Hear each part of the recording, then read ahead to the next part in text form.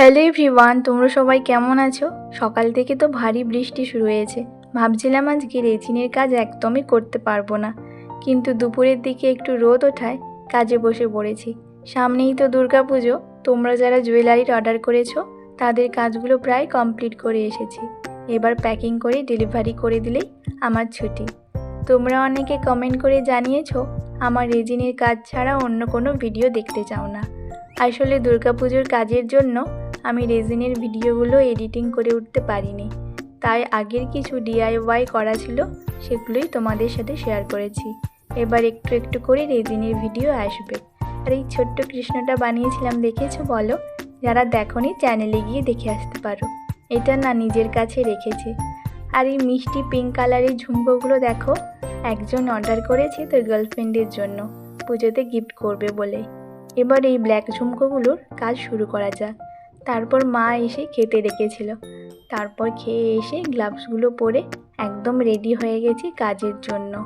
কিন্তু বাইরে যেন মেঘের অবস্থা একদম ভালো না, যে কোনো সময় বৃষ্টি আসতে পারে।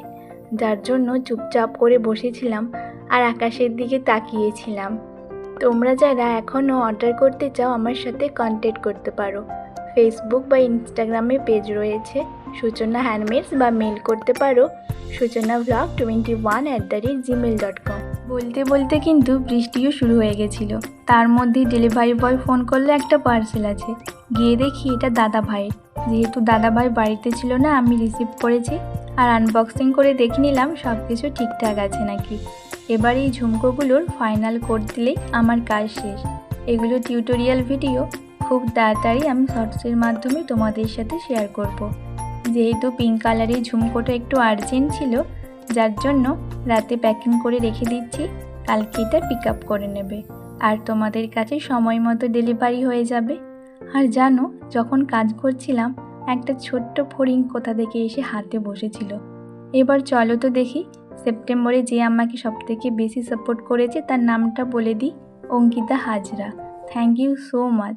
আর বাকিরা প্লিজ মন খারাপ করো না, পরের মাসে তোমরাও উইনার হবে। চলো আজকের ডিনারটা কমপ্লিট করি আর এখানেই শেষ করলাম। টাটা।